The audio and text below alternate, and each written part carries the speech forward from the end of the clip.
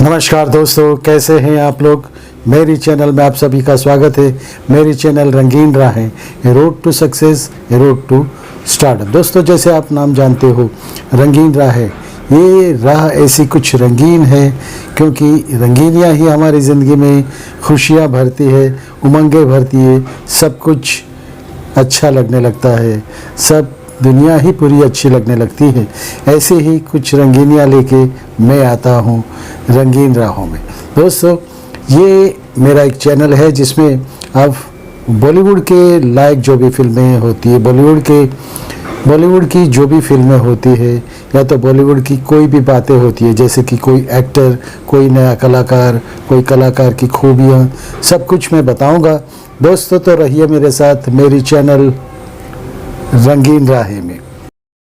दोस्तों, बहुत साल पहले की बात है, जब हमारी पहली बॉलीवुड इंडस्ट्री जब शुरुआत हुई थी, तब तो ब्लैक एंड वाइट में फिल्में बनती थी और वो फिल्मों में ज़्यादा कुछ अट्रैक्शन सी बात होती नहीं थी, लेकिन गहराइयों की बात होती थी। तो उस वक्त कहानियाँ ही सब कुछ रंग भर देती थी। ऐसी ही कुछ बात 1973 में आई एक फिल्म थी जिसमें उस सदी के महानायक के उस वक्त बहुत भूचाल आने वाला था। भूचाल ऐसे आने वाला था कि वो फिल्म से तो पूरी बॉलीवुड इंडस्ट्रीज़ में भूचाल आ गया था कि जो जो बड़े बड़े सितारे थे, धर्मेंद्र साहब थे, अमिताभ बच्चन थे और सबसे बड़े राजेश खन्ना जो सुपरस्टार थे, उन सब की कुर्सियाँ हिल जाने वाली थी। क्योंकि उस वक्त एक ऐसा नया नवेला, एकदम क्लियर, छोटा सा बच्चा सा, एक नया नवेला लड़का, जिसे शायद ABCD कुछ मालूम ही नहीं थे, लेकिन उनके दादाजी बहुत बड़े कलाकार थे, उनके पिताजी भी बहुत बड़े कलाकार थे और वही गुण शायद उसी में आए थे। ऋषि कपूर जी एक ऐसी ही फर्जंद थी, पृथ्वीराज कपूर और राज कपूर जी के बेटे ऋषि कपूर। दोस्तों, ये बात 73 की है, जब राज कपूर जी ने 73 से पहले एक फिल्म बनाई थी, मेरा नाम जोकर।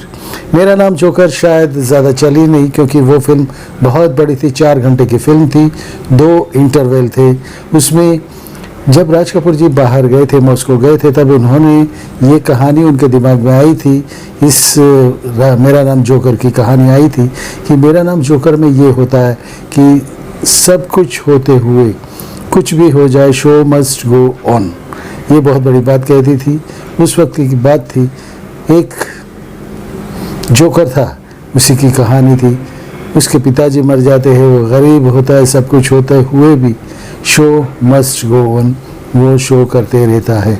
अपनी दुख, अपनी परेशानियां सब कुछ भुला के, अपनी परेशानियां अपने ही दिल में रख के, चेहरे पे मुस्कान लाके, वो मुस्कान जिसमें पता नहीं चले कि उसके दिल में क्या क्या है, कितनी आगे भड़क रही है, क्या क्या हो चुका है, लेकिन उससे तो हंसाना काम है, उसका काम है लोगों को हंसाना, और वो अपना काम किए जा रहा था। वही कुछ कहानी थी, ऐसी फिल्म बनी थी। शायद हमारे बॉलीवुड के लिए नई बात थी, ये कहानी कुछ लोगों के लिए नई थी और इतनी बड़ी फिल्म थी। बहुत से रशिया के बहुत से कलाकार थे, सर्कस के कलाकार थे, एक्टर भी बहुत थे उसमें। बहुत हमारे बॉलीवुड के भी बहुत कलाकार थे, राजेंद्र कुमार थे, धर्मेंद्र साहब थे और दारा सिंह जी थे, राज कपूर साहब थे, सब कुछ बड़े बड़े सितारे थे। लेकिन वो फिल्म फ्लॉप हो गई, यानी लोगों को इसका मीनिंग क्या था वो समझ में नहीं आया। पद्मिनी जी भी थी, सब कुछ थे, लेकिन राज कपूर जी उसमें सब कुछ, अपने ज़िंदगी का सब कुछ लगा देने वाले थे। राज कपूर जी ने पूरी पूंजी लगा दी थी अपनी इस फिल्म के लिए और वो महत्वाकांक्षी फिल्म थी उनकी, उनका ड्रीम प्रोजेक्ट था। ये फिल्म सुपर डुपर फ्लॉप रही। RK बैनर की ये पहली फिल्म थी जो सुपर डुपर फ्लॉप रही थी। राज कपूर जी का नाम जो था, राज कपूर जी का RK बैनर जो था, वो कर्जे में डूब गया था, कर्जे में आ गया था। यहाँ तक कि राज कपूर जी ने अपना घर, अपना सब कुछ, गाड़ियाँ, गहने, बीवी के गहने और सब कुछ दांव पे लगा दिया था। लेकिन ये फिल्म फ्लॉप हो गई और वो बड़ी लॉस में जाने वाले हैं। वो बड़ी लॉस में जाने वाले थे, तो अब उन्होंने क्या कहा, इस बॉलीवुड इंडस्ट्रीज़ को ही मैं बड़ी लॉस हुई है मुझे, यहीं से मैं वापस करूँगा।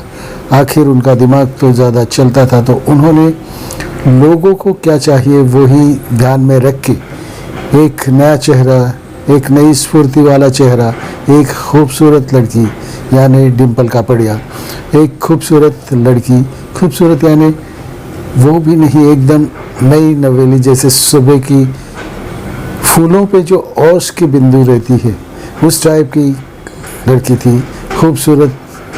शायद उस वक्त की बहुत खूबसूरत ये लड़की थी डिम्पल जी। हालांकि राज कपूर जी ने पूरी अपनी ज़िंदगी का निचोड़ इसमें डाल दिया है। उन्होंने सोचा कि जो मेरे साथ हुआ था, जो मुझसे हुआ था, मेरे साथ हुआ था, वो उनका जो पहले जैसे जैसे वो नरगिस जी को मिले थे वैसे ही वहीं से वही कहानी लेके मैं ये फिल्म बनाऊंगा। हालांकि ये कहानी यंग जनरेशन की थी, नए लोगों की थी, नया म्यूज़िक था, सब कुछ नया था और सब कुछ खुश मिजाज था और सब में एकदम स्फूर्ति वाले गाने भी थे, बहुत अच्छा म्यूज़िक था। तो दोस्तों, वो फिल्म बनी बॉबी और एक नया लड़का जो कि कुछ शायद जानता भी नहीं था, एकदम नया चेहरा, फ्रेश चेहरा, खूबसूरती में कमाल, राज कपूर जैसे ही नीली आँखों वाले ऐसे ऋषि कपूर जी पर्दे पे आए।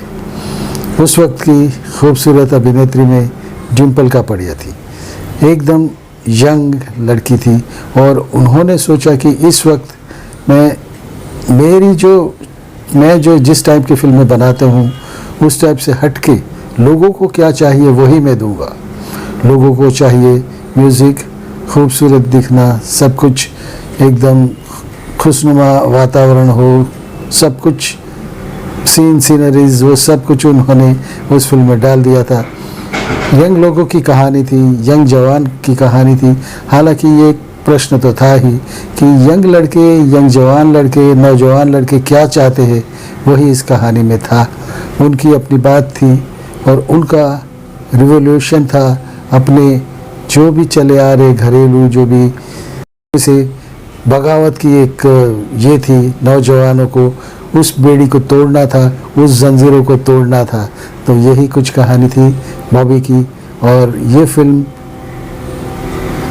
ऐसे लोगों को तो पता ही नहीं चला ये क्या आ गया और क्या दिखा दिया राज कपूर साहब ने, क्योंकि उस वक्त के माने हुए अमिताभ बच्चन, धर्मेंद्र और राजेश खन्ना का बोलबाला था। वो पांव गड़ाए बैठे हुए थे और राजेश खन्ना तो सुपरस्टार कहलाते थे। अमिताभ बच्चन भी उभरते हुए कलाकार, मतलब उस वक्त के उभरते हुए कलाकार थे, लेकिन टक्कर दे रहे थे राजेश खन्ना को। और राजेश खन्ना और अमिताभ की जो भी टक्करें होती थी, लेकिन वो इतने मजबूत अपने स्थान पे थे कि उन्हें कोई हिला ही नहीं सकेगा, ऐसा लग रहा था। लेकिन ये फिल्म आई, उन्होंने सभी रिकॉर्ड तोड़ दिए। इन तीनों के, धर्मेंद्र, राजेश खन्ना, अमिताभ बच्चन के सिंहासन को हिला के रख दिया, उनको दूर धकेल दिया। उनकी फिल्मों में जो भी कमाइयाँ होती थी, जो भी इनकम होती थी, उससे डबल टिबल चौबल कमाई हुई इस बॉबी फिल्म से। और राज कपूर जी जो कि कर्जे में डूबे हुए थे, डूब रहे थे, उनका सब कुछ चले जाने वाला था। आरके स्टूडियो गिरवी रखा हुआ था, उन्होंने अपना घर भी गिरवी रखा था, गाड़ियाँ, सोने के जवाहरात, सब कुछ गिरवी रखा हुआ था। वो इस फिल्म ने वापस दिला दिया और ये बॉबी सुपर हिट रही। उस वक्त 1973 की सुपर हिट फिल्म रही। उनके गाने भी बहुत अच्छे थे। दोस्तों, उस वक्त की बात है, उस वक्त सिर्फ अमिताभ बच्चन, धर्म साहब और राजेश खन्ना साहब ही चलते थे। दोस्तों, उस वक्त अमिताभ बच्चन की बहुत सी फिल्में आ गई थी और as a angry young man वो स्थापित हो चुके थे, बॉलीवुड में स्थापित हो चुके थे। उससे पहले राजेश खन्ना रोमांटिक हीरो, सब कुछ सुपरस्टार का पद ले चुके थे और धर्म साहब भी बहुत खूब चलते थे। धर्म साहब ने बहुत टक्कर दी थी इन दोनों को और 1973 तक वो खूब अच्छी तरह से चल रहे थे, बहुत ही, यानी इन तीनों के सिवा बॉलीवुड में कोई किसी की फिल्म में चलने का किसी को अंदाज ही नहीं था, किसी को कॉन्फिडेंस ही नहीं था। ये तीनों होते थे तो सबको लगता था कि ये फिल्म ज़रूर चलेगी, लेकिन उन तीनों का जो साम्राज्य है उनको हिलाने के लिए एक नया लड़का ही आ गया, नया लड़का यानी ऋषि कपूर, और उसकी फिल्म थी बॉबी।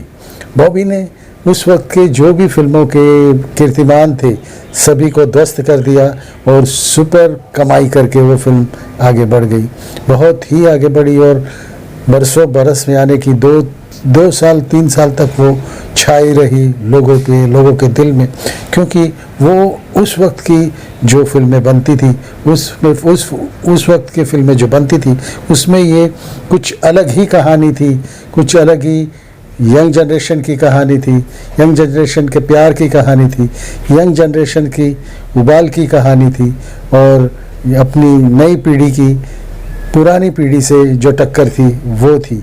क्योंकि उससे पहले जो फिल्में बनती थी या जो भी होता था उसमें जो ऊपर की पीढ़ी है, अपने पिताजी, वो उनके सामने जो आदर रिस्पेक्ट की थी, लेकिन ये एक टोटली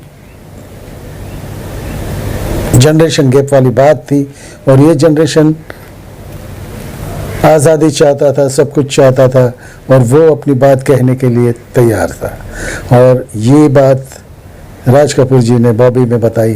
प्राण साहब का जो भी कैरेक्टर था एकदम स्ट्रिक्ट मिलिट्री मैन जैसे था, वो अपनी जो पीढ़ी थी पहले की, जो ये थी पीढ़ी, अपनी जो पीढ़ी थी पहले की, उसको रिप्रेजेंट करते थे, और राज कपूर साहब ने बॉबी में ये सब कुछ दिखा दिया। एक रिवॉल्यूशन फिल्म में थे, और रिवॉल्यूशन हमारी इंडस्ट्री में भी हो गया था, रिवॉल्यूशन हमारी बॉलीवुड इंडस्ट्री में भी हो गया था। ये फिल्म के गाने बहुत खूबसूरत थे, बहुत सुरीले थे, और एक नई उमंग लेके नया साज ऐसे गाने बने थे। तो दोस्तों, इसके गाने जो मैं पीछे दिखा रहा हूँ आपने ज़रूर सुने होंगे, और बॉबी के गाने तो बहुत ही मशहूर हुए थे। उस वक्त जो कैसेट्स चलती थी, बहुत कैसेट्स बिकी थी। गाने मैं जो पीछे दिखा रहा हूँ आप देखिए, और अपने 1973 के दिन याद कीजिए, अपने जवानी के दिन याद कीजिए, और एक रिवोल्यूशनरी एक फिल्म थी बॉबी, उसे याद कीजिए। दोस्तों, ऋषि कपूर उसी वक्त एस्टैब्लिश हो गए थे सुपरस्टार के हिसाब से, रोमांटिक हीरो के हिसाब से, और आज तक यानी कि जब तक वो थे तब तक बहुत ही अच्छे चले, रोमांटिज्म की कहानी बन गए थे। राजेश खन्ना जो लोगों में रोमांस का बादशाह कहलाते थे, उनका भी सिंहासन जिसे बोलते वो हिल गया था।